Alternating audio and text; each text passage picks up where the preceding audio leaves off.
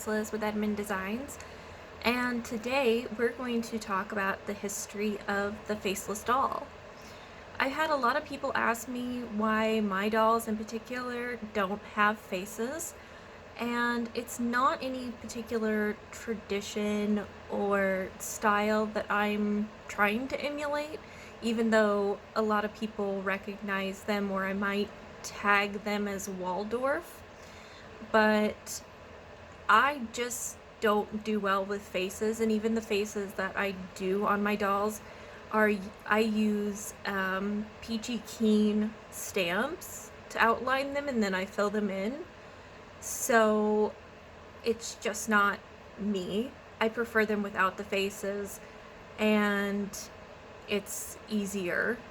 It's just not my area. So that's why that I don't personally do them, and I grew up seeing a good amount of faceless dolls, so it's not unusual. In the Midwest, handkerchief dolls are very common. I remember my mom, she still has one, and I don't remember if she made them or if my great aunt made a bunch or if they purchased them. And then there are lots of Amish dolls that don't have faces. And I grew up surrounded by Amish. The majority of our neighbors were either relatives or Amish. And so we'll go ahead and start there. The Amish are a religious sect that were part of what is called the Anabaptist. And I apologize for looking down, but I do have some notes. So I marked these as beginning in 1693 because that's when the Amish officially became the Amish. And that happened in Switzerland. And the Amish are a sect, kind of like they broke off from the Anabaptists, which were Protestant, and a large group of them came to America. And something that is unique to the Amish, if you don't know anything about them, or you do, the one iconic thing about the Amish is that they shun modern conveniences. So they don't drive vehicles, they drive a horse and buggy, they don't have electricity, and if you see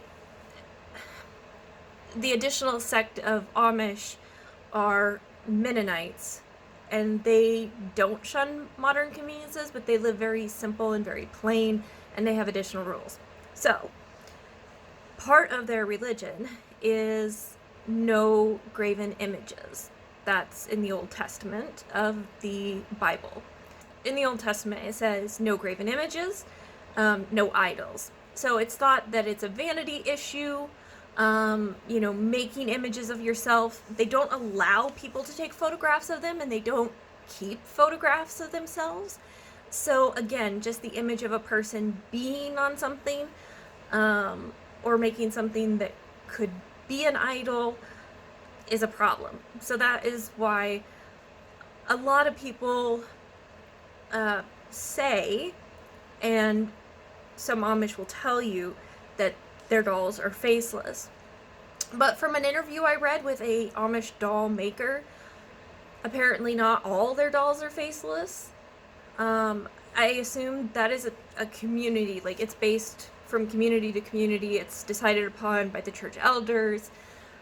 And they suggested in the interview that maybe the rules for the children are a little bit more lax because they're not considered members of the church until they're adults.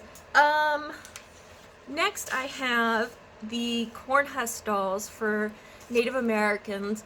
The stories that I found are for the Iroquois nations, which include the 6 tribes. But when it began, there were only 5 tribes in the Iroquois nation, and I have a date here of 1142. That's just based on when the 5 nations are suggested date of their formation. This this story probably goes back farther because it involves the three sisters. And the three sisters are corn, bean, and squash. Those were staple crops of these tribes. And because they're so important, they're called the sustainers of life. These crops were grown together, not just in the same field.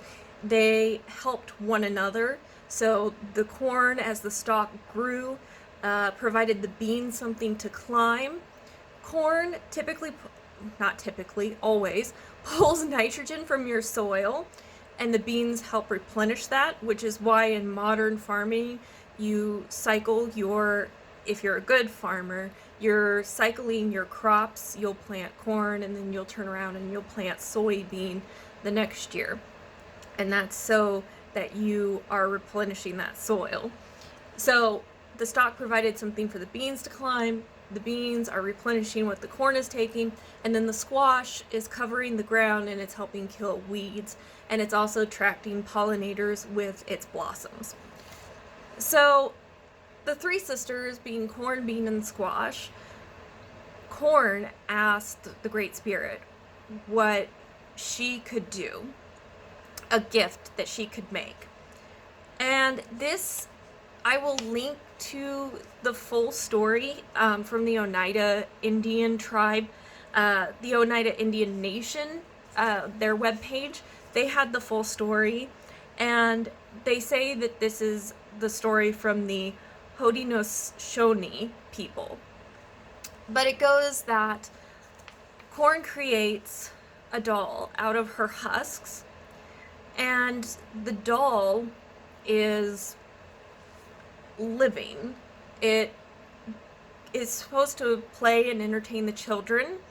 It has a face, and it catches a look of itself in the reflection of the water, and it's so enthralled with itself that instead of playing with the children, it's spending too much time looking at itself and admiring itself.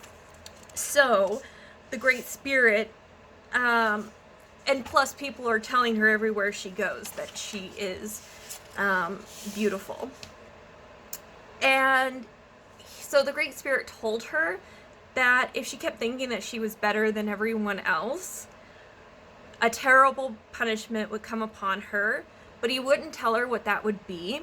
So she kept going from village to village, playing with the children, and everyone kept telling her how beautiful she was. And she started to become conceited again.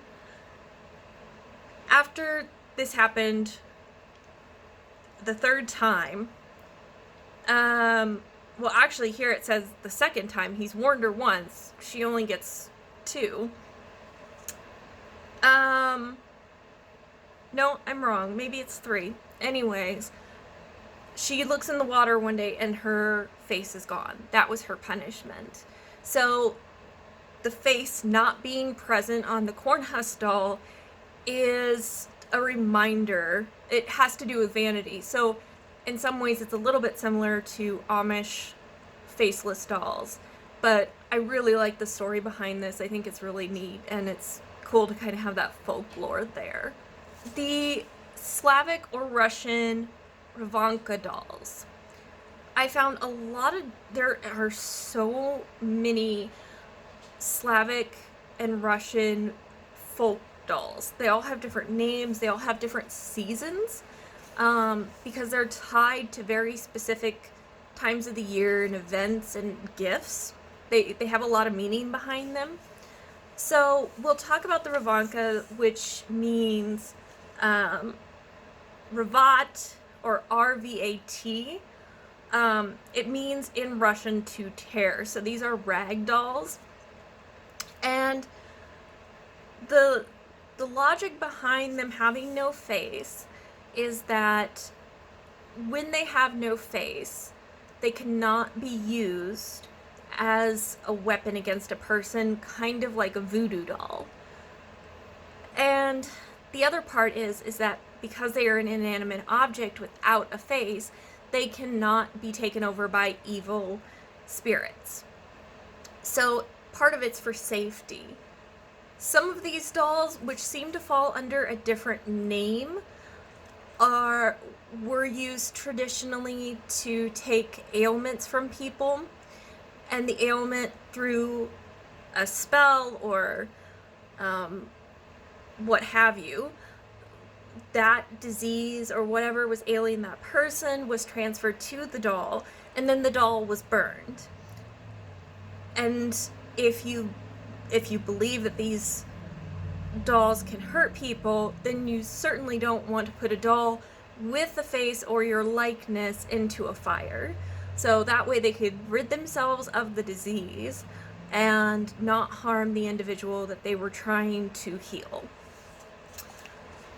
The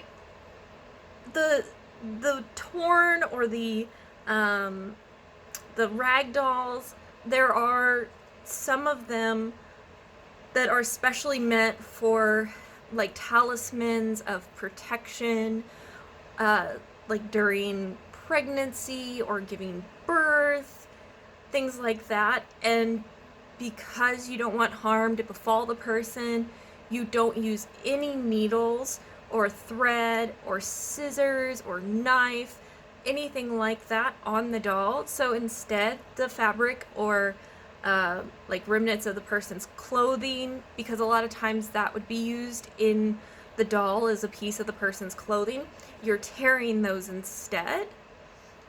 And that is very important to the making of these dolls. And then, of course, their faces are blank. The Saru Bobo, again, I'm gonna butcher so much of this, are Japanese. Saru is for monkey, and Bobo is baby or doll. And so traditionally, these are red faceless dolls. And they're good luck. For some reason, at some point, they may have been mistaken as evil, but they're actually good luck charms. And today you can get them in a lot of different colors, and every color has a different meaning. The red for fertility, marriage. Blue is for luck and work. Pink is for luck and love. Green is for the luck and health.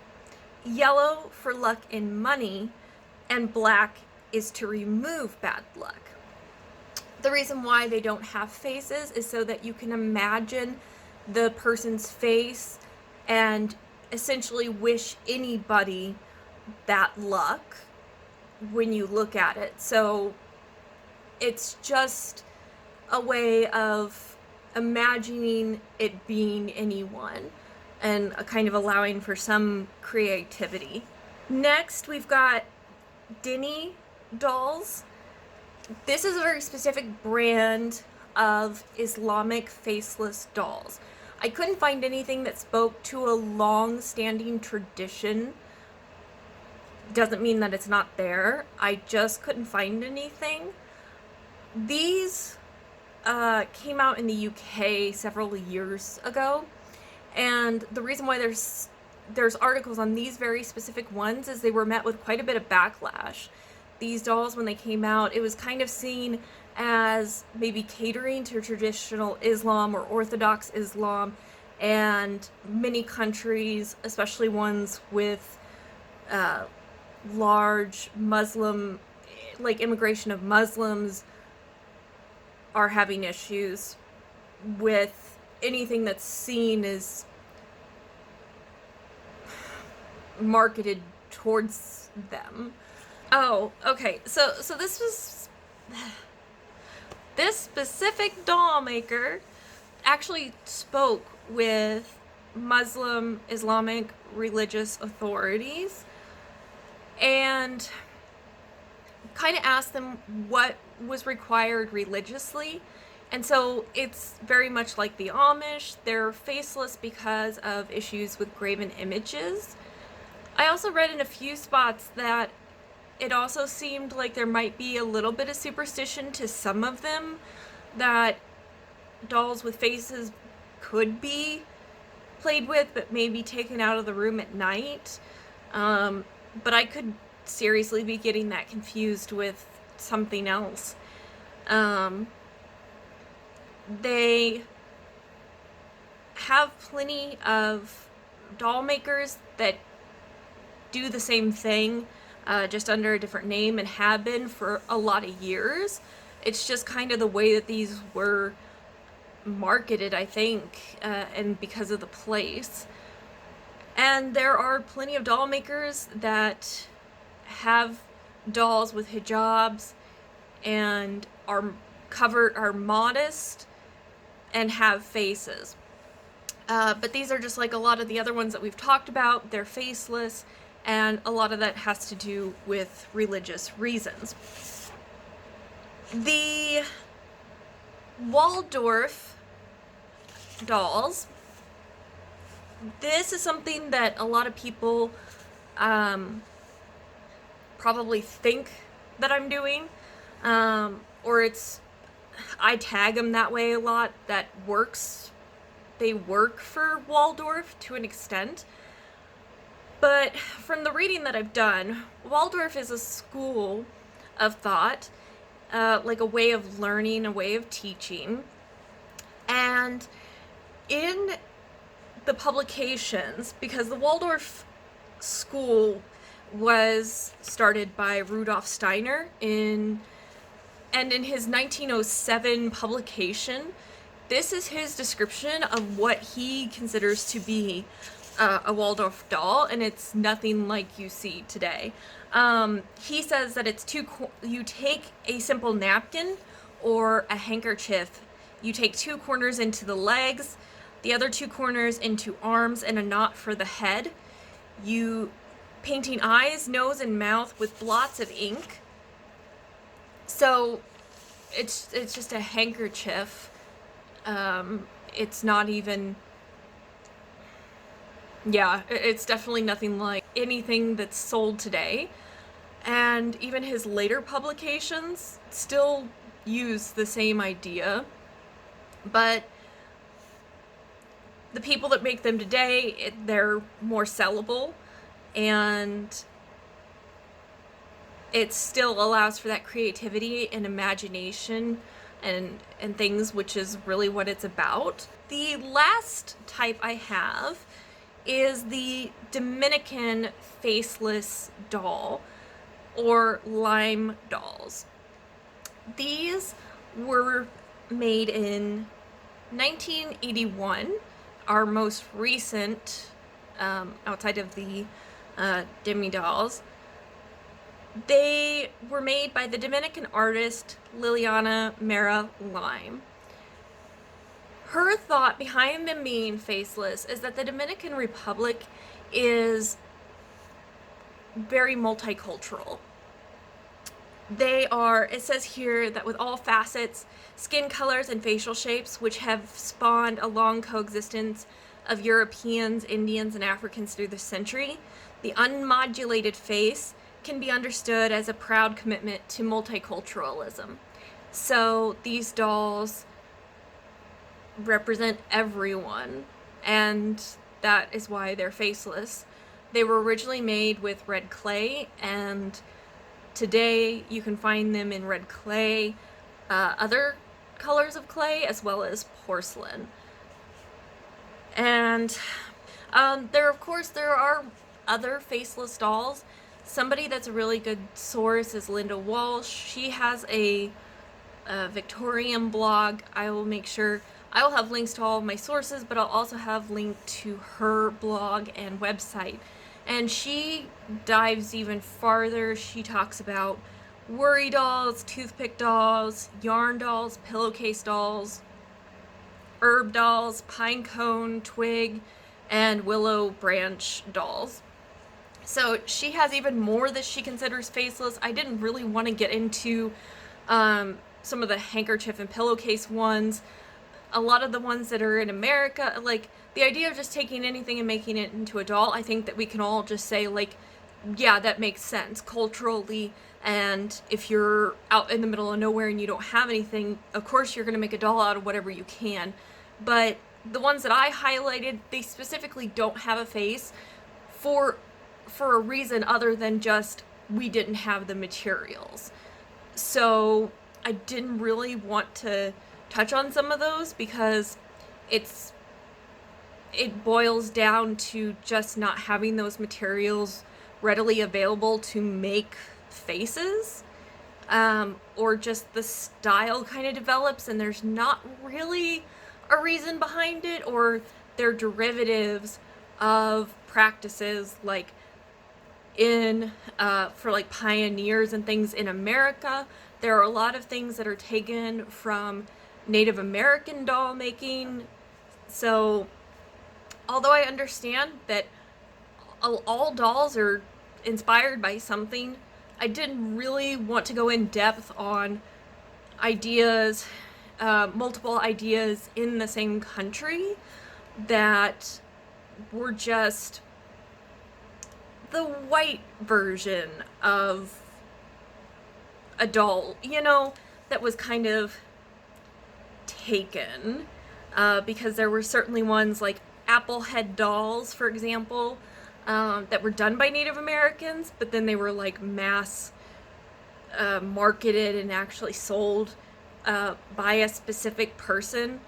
So things like that are like in trading, that were seen by European traders that they liked but wanted Native Americans to maybe dress up and make them look nicer, things like that. I just thought somebody else is probably already talking about it somewhere.